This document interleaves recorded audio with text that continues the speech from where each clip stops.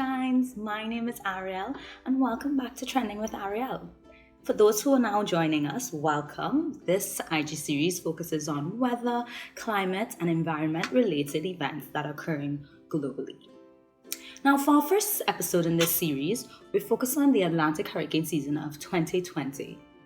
In this episode, we will focus on the same unending phenomenon, but with a slight twist due to a rare occurrence in the Pacific. This week's hotspot is Tropical Cyclone Seroja and the Fujiwhara Effect in the northwestern Pacific.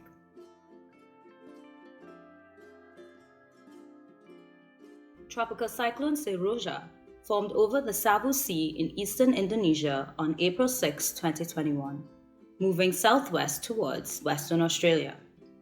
The cyclone wreaked havoc over East Timor and Indonesia, bringing strong winds and heavy rains triggered flash floods and landslides.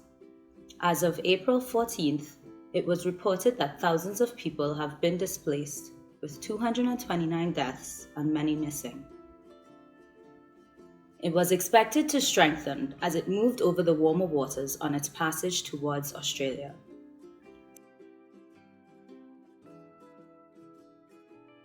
Seroja made landfall just south of the town of Kalbarri and damaged about 70% of the town's structures and downgraded as it followed a southeastern path.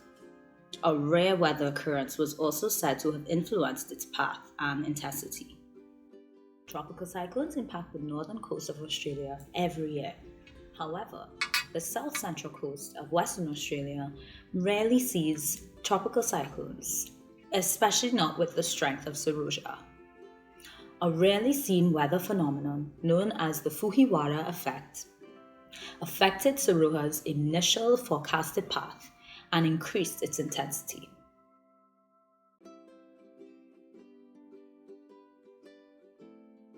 The Fujiwhara Effect, named by Sakuhei Fujiwara, a director of the Central Meteorological Observatory of Japan, occurs when tropical systems get too close to one another, interact, and circulate around each other. One system typically becoming more dominant and overtakes the weaker one.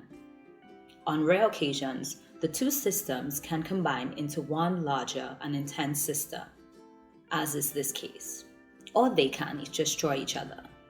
Senior forecaster James Ashley of the Bureau of Meteorology in Australia said that instead of curving inland and crossing the northwest, Seroja started to interact with a second system, now ex-tropical cyclone Odette, forcing it to make landfall further west.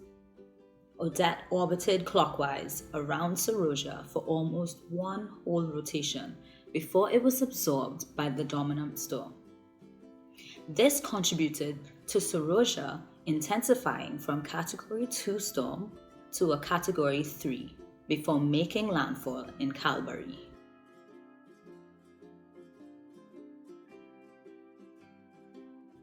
One may ask, now is this rare occurrence a result of climate change? Senior forecaster James Ashley says that, although unusual, it is difficult to say that this one-off event is directly attributed to climate change, as these cyclones generally behave in their own manner. I want to remind you that the Atlantic hurricane season is on the horizon, and it is already being described as very dangerous and a very active one. With that being said, thank you once again for joining me for another episode of Trending with Ariel, wishing you sunny skies and positive vibes. Thanks for tuning in. Bye.